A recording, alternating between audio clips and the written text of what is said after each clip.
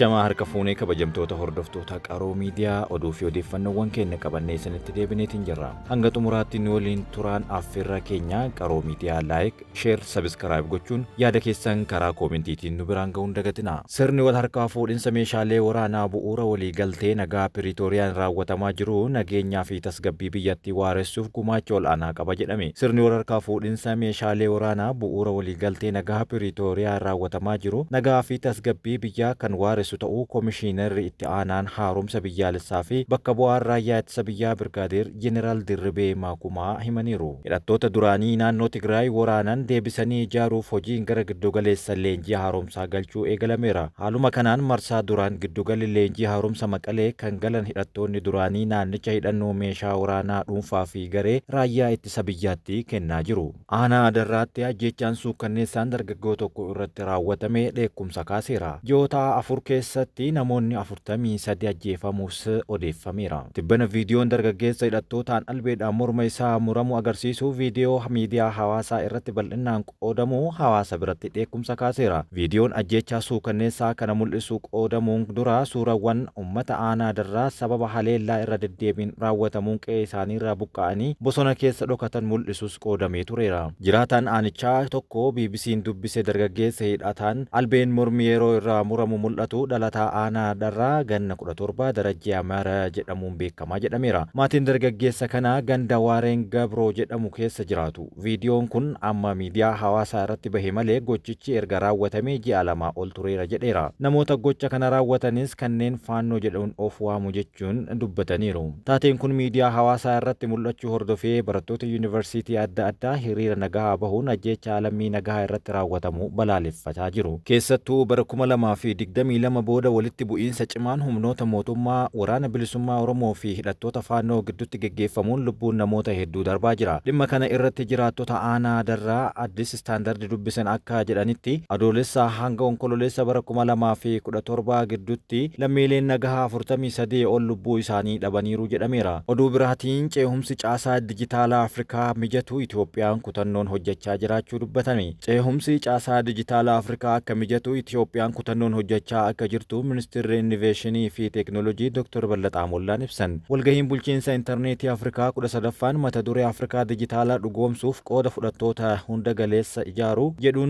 mootummoota gamtoomaniitti Komishinii Diinagdee Afrikaatti geggeeffamaa jira. Ministeerri Innoveeshinii fi Teeknooloojii Dr. Ballataa Mollaan wayita kana akka jedhanitti Afrikaatti guddina diinagdee humna hammattuu fi itti fufaa ta'e fiduuf babal'inni intarneetii murteessaadha jedhan. Bulchiinsi intarneetii Afrikaa guddina diinagdee hunda hammataa fi itti fufaa ta'e galmeessisuuf murteessaa ta'uu ibsaniiru. Intarneetiin tajaajiloota uummataa akka fayyaa, barnoota, qonnaa fi kanneen kana fakkaatan mijeessuuf qooda guddaa kan qabus himaniiru. Itoophiyaan hojiirra oolmaa bulchiinsa intarneetii Afrikaa fi ceehumsa dijitaalaa akka dhugoomuuf kutannoon hojjechaa jiraachuus kaasaniiru. Mootummoota gamtoomaniitti barreessaan ol'aanaan Komishinii Diinagdee Afrikaa Kilaaveer Geeteetee akka jedhanitti ceehumsi caasaa dijitaalaa guddina waliigalaaf bu'uura jechuun kaasaniiru. Afrikaatti namoonni miiliyoona 800 caalan intarneetii fayyadamaa akka hin jirre eeranii teeknooloojii dijitaalaa Afrikaa fi ceehumsa dijitaalaa dhugoomsuuf tumsaan hojjechuun barbaachisaadha jedhan. Dhaabbanni mootummoota gamtoomanii lammiilee Itoophiyaa dabalatee loltoonni biyya alaa hedduun garee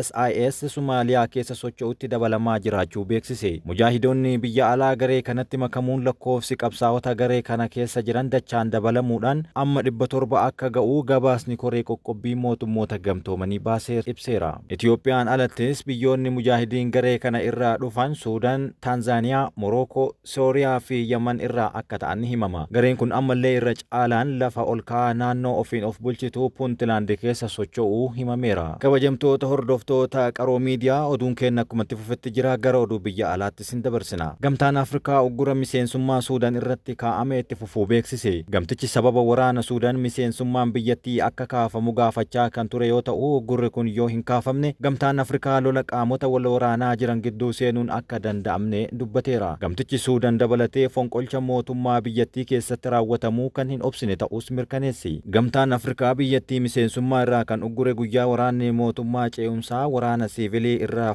fonqolchuun mootummaa erga raawwatee boodaas jedhameera. Putiin Yukureen haleeluuf misaa'ila haaraa fayyadamuu mirkaneessaniiru. Putiin Raashaan misaa'ila baalastikii haaraa fageenya giddugaleessaan sakandii tokkotti kiiloomeetira 3 furguggifamuu danda'u mirkaneessaniiru. mirkaneessiteerti. Tarkaanfii duubatti hin deebine ni fudhanna, eenyullee misaa'ila keenya dhaabuu hin danda'u jechuun dabalaniiru. Ibsa Putiin galgala miidiyaaleef kennaniin Yukureen misaa'ila fageenya dheeraa Ameerikaa fi Ingiliz fayyadamuun Raashaa haleeluu mirkaneessiteerti. Waraana fageenya dheeraa kana meeshaan waraanaa dirree waraanaa irratti tapha hin jijjiiru jedhanii loltoonni Raashaa ammallee tarkaanfachaa jiraachuu dubbataniiru. Putiin biyyoota dhihaatiif ergaa akeekkachiisaas dabarsaniiru. Jeequmsa kamuu irratti tarkaanfii murteessaa akka fudhatanis doorsisaniiru. Itti dabaluudhaan Ameerikaan waliigaltee misaa'ila fulbaana bara 2019 mallattaa'ee cabsuun dogoggora guddaa hojjette jedhan. Haleellaa Raashaa irratti raawwatamuuf yeroo hundaa deebiin ni jira jedha pirezidaantichi. Haala kamiifuu qophiidha, dandeettii Raashaan deebii kennuu qabdullee shakiin hin jiru jedhan. Raashaan tarkaanfii misaa'ila haaraa fageenya giddugaleessaa fayyadamuun Yukureen fudhattee haleellaa Yukureen misaa'ila Ameerikaa fi Ingiliz fayyadamuun raawwatteef deebii ta'uu mirkaneessiteerti. Putiin Raashaan misaa'ila haaraa fageenya giddugaleessaan baalastikii fayyadamuu ishee mirkaneessaniiru. Misaa'illi kun seekondii tokko keessatti kiloomeetira 2.5 hanga 3 balali'uus ni danda'a jedhameera. Putiin haleellaa gara fuulduraa kamiifuu Raashaan meeshaa waraanaa gurguddaa fayyadamuuf akka dirqamtu beeksisaniiru. Miidhaa lammiilee nagahaa irra gahuufis dursinee akeekkachiisa kennineerra jechuun dubbataniiru. Pirezidaantiin Raashaa Vilaadimir Putiin kibxata darbee haaromsamee seera itti fayyadama meeshaa nikularaa Raashaa daangessuu raggaasisuu isaanii ni yaadatama. Raashaan seera nikularaa ishee bara 2020 akka fooyyessitu beeksisaa kan turte yoo ta'u, Putiin fooyya'insa kana kan raggaasisee guyyaa Baayiden Kiyeviif hayyama kenneen boodaadha. Fooyya'insi kun biyyoonni meeshaa nikularaa hin qabne biyyoota meeshaa nikularaa qaban waliin ta'uun Raashaa yoo haleelan haleellaa waloo Mooskoo irratti baname jedhamee fudhatama jechuun himaniiru. Seerri Raashaa yoo meeshaa nikularaa ishee akka fayyadamtu ifatti kan kaa'e yoo ta'u, yoo haleellaa misaa'ilaa daangaa qaxxaamura qilleensa yookiin diroonitti raawwatame meeshaan diigumsaa kana fayyadamuu isaanii akeekkachiisaniiru. Oduu biraatiin ajajni hidhaa Netanyaahuu ministeera ittisaa isaanii fi hoogganaa waraanaa Hamaas irratti baheera. Abbootiin murtii mana murtii yakkaa idil-addunyaa